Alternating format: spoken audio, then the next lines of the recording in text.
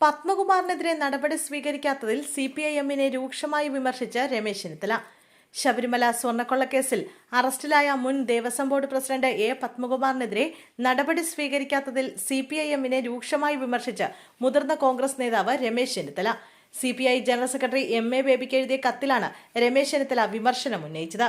ശബരിമല സ്വർണ്ണക്കൊള്ളയുടെ ഗൂഢാലോചനയിൽ നിർണായക പങ്കുണ്ടായിട്ടും പത്മകുമാറിനെതിരെ എന്തുകൊണ്ട് നടപടിയെടുക്കുന്നില്ലെന്ന് എം.എ. ബേബിക്ക് എഴുതിയ കത്തിൽ രമേശ് ചെന്നിത്തല ചോദിക്കുന്നു.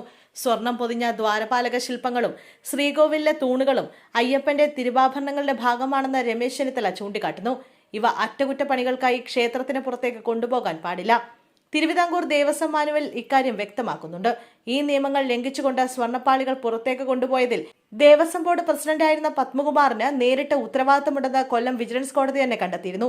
പത്മകുമാറിന്റെ മുൻകൂർ ജാമ്യാപേക്ഷ തള്ളിക്കൊണ്ട് 2026 ജനുവരിയിൽ ജഡ്ജി CS മോഹിത് പുറപ്പെടുവിച്ച വിധിന്യായത്തിൽ ഇക്കാര്യം വ്യക്തമാക്കുന്നുണ്ടെന്നും രമേശ് ചെന്നിത്തല കത്തിൽ ചൂണ്ടിക്കാട്ടുന്നു. 2019 ജൂലൈ 5-ന് പത്മകുമാറിന്റെ അധ്യക്ഷതയിൽ ചേർന്ന ബോർഡ് യോഗത്തിലാണ് സ്വർണ്ണപ്പാളികൾ അറ്റകുറ്റപ്പണിക്ക് അനധികൃതമായി ഒരു സ്വകാര്യ വ്യക്തിക്ക് കൈമാറാൻ തീരുമാനമെടുത്തത്. അയ്യപ്പന്റെ തിരുവാഭരണങ്ങളെ വെറും ചെമ്പുപാളികളെന്ന് കള്ളം പറഞ്ഞുകൊണ്ടാണ് കൈമാറ്റം നടത്തിയതെന്ന് കോടതി വിധിയിൽ വ്യക്തമാക്കിയിരുന്നു. ഈ തീരുമാനം പ്രഥമ ദൃഷ്ട്യാ ക്രൂരമായ കുറ്റത്തിലുള്ള ഗൂഢാലോചന പങ്കാളിത്തമാണ് തെളിയിക്കുന്നതെന്നും ഇത് വ്യക്തിഗത ശ്രദ്ധ ആവശ്യമില്ലാത്ത സാധാരണ സംഭവമായി കാണാനാവില്ലെന്നും കോടതി വ്യക്തമാക്കിയിട്ടുണ്ട്.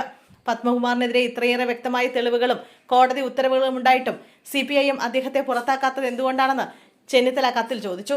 കഴിഞ്ഞ ലോക്സഭാ തെരഞ്ഞെടുപ്പ് കാലത്ത് പത്മകുമാറിന്റെ നേതൃത്വത്തിൽ 10 കോടി രൂപ പിടിച്ചെടുത്തുവെന്നും പാർട്ടിയിൽ നിന്ന് പുറത്താക്കിയാൽ ഇതിന്റെ വിശദാംശങ്ങൾ എടുത്തു പറയുമെന്ന ഭയമാണ് നടപടിയെടുക്കുന്നതിൽ നിന്ന് സിപിഐഎമ്മിനെ തടയുന്നതെന്ന ആരോപണം ശരിയാണെന്ന് കരുതേണ്ടി വരുമെന്നും അദ്ദേഹം കത്തിൽ പറഞ്ഞു.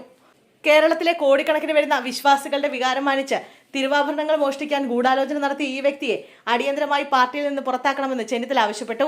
കോടതികൾ ജാമ്യാപേക്ഷ ഒന്നിലേറെ തവണ തള്ളിയിട്ടും അച്ചടക്ക നടപടി വൈകുന്നത് ജനങ്ങളുടെ വിശ്വാസത്തെ ഹനിക്കുന്നതാണെന്നും രമേശ് ചെന്നിത്തല ചൂണ്ടിക്കാട്ടി.